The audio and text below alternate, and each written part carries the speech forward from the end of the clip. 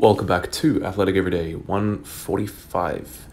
So upper body workout today, and I actually decided that I was going to do the first part of this workout at this outdoor workout space on my way to work. So this outdoor gym is just up the road from where I work, and the reason I decided to do this is because this pull-up bar doesn't have a ceiling above it, so I was actually able to do proper muscle-ups here as opposed to shorter muscle-ups or muscle-ups on a bar that isn't gonna I can't do muscle ups in my work gym because I'd always have the risk of hitting my head on the ceiling or having to do them on a low bar, and then I have to do L-sit muscle ups. Now I do enjoy doing L-sit muscle ups, but I think I want to just sort of optimize for doing the full form.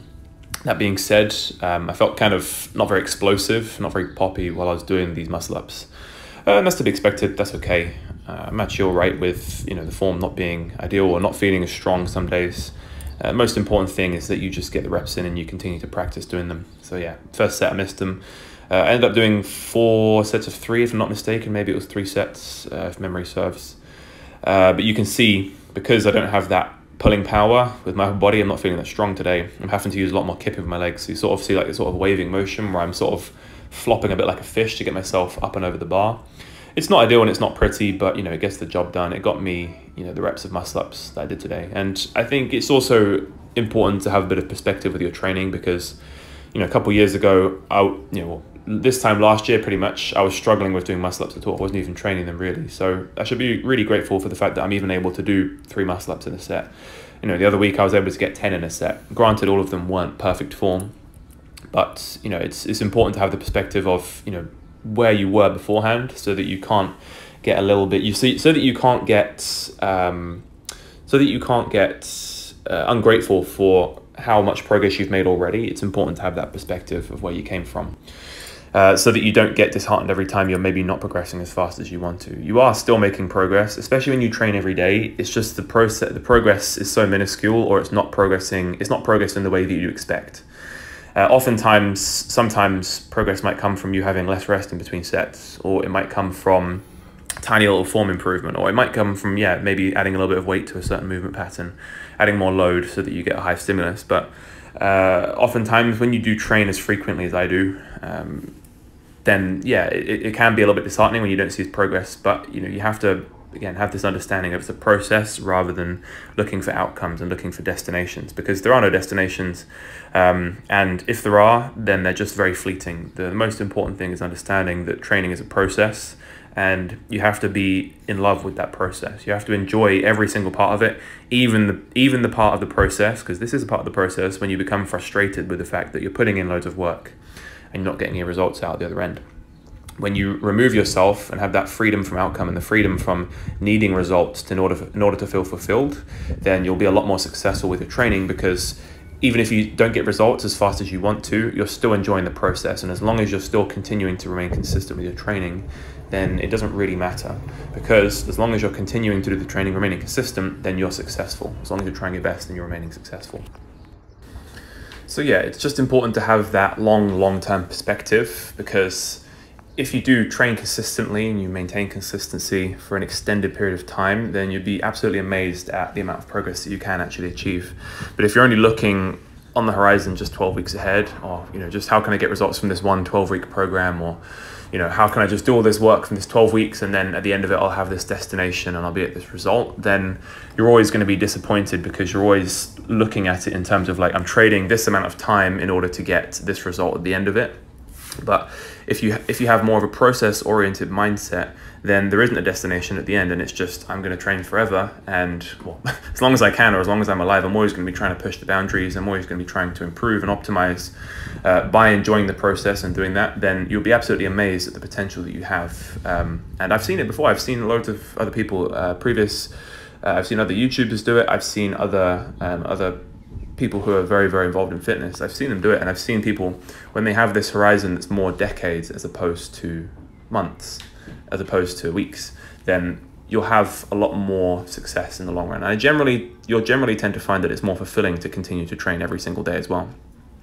That being said, it is important to have goals and to have, you know, a long-term process in mind. I do have goals with my training that I'm, you know, there are things that I'm trying to work towards. For example, I'm working towards improving my calisthenics skills now, working on my front lever, working on my handstand, and also working on my muscle ups. Those are the sort of main three I'm focusing on with my body days, and training those 3 times a week, I think is enough practice in order to see improvement and to see gains there. But yeah, so going back to the training today, upper body, the calisthenics skills weren't feeling too great. Maybe it was just because I was doing them in a new environment outdoors. But these weighted pull-ups and weighted dips were feeling really good. I ended up doing 4 sets of 5 on both. One of them was a building set, and then it was just 3 top sets. I did try and record the first set, but there was too many people standing in the way, and therefore you didn't even see me doing any of the reps. But that's fine. It's a public gym. You know, people are more than welcome to, you know, walk in front of the camera. I probably should have just placed my camera at a different point. That being said, I want to know what your guys' opinion is. If you're trying to record yourself in a public gym, should you try and tell people that you're recording and say, like, you know, you might be in the background? Is that the sort of morally responsible thing to do? Because I'm aware that some people don't want to be recorded. But I think generally people are pretty chill with it. I'm not one of these people that's like getting offended by people walking in the shot. You know, I don't really care if we walk across the shot. But, you know, it is a little bit annoying when you try and record and then there's people walking over the place. But that's my responsibility to move the camera to a different place. But anyway, weight-wise on these sets, first set on the pull-ups I did 20 kilos. Then I tried to move up to 30. I really struggled with 30, so then I dropped it back down to 25. But for the dips, I moved up to 30 kilos on the 2nd and 3rd sets, or technically the 3rd and the 4th sets. And 30 was pretty good for sets of 5. So yeah. What I would say though is I've actually tried to adjust my dip form, where before I would try and keep my torso as vertical as possible and sort of dip down like that when I do my dips. I've actually tried to move into having a bit more of a horizontal torso in the bottom to get a bit more chest engagement. I tend to find that if I keep my legs straight down and then sort of hinge more at the hips as I go down, I can get way more force by pushing with my chest rather than just relying on the front of my shoulders, my anterior deltoids and my triceps. I can get a lot more pressing strength by doing that. And it also means you get a lot more chest engagement as well. So I think that's how I'm going to be starting to do a lot more dips in the future. And yes, I think 5s for now is pretty good with my weighted calisthenics training. With the lower body, with squats, you know, I made a lot of my progress by doing 5s. Not always 5 sets of 5. Sometimes I would go up into 8s, but 5s and 3s are pretty good for strength training to get more of a strength and power stimulus. For just building general strength in those pushing and pulling movement patterns, just like you would in the squatting and hinging movement patterns. Then I finished up with some straight arm. I have no idea what this exercise is called, but I know gymnasts do it a lot, and it's for training straight arm strength. And oh my God, guys, the pump I got in my biceps from doing this exercise is ridiculous. Because you're training your biceps in a fully extended position, the muscle is fully stretched. You're getting a lot more passive tension as well as active tension in this movement, especially in the bottom portion of the motion.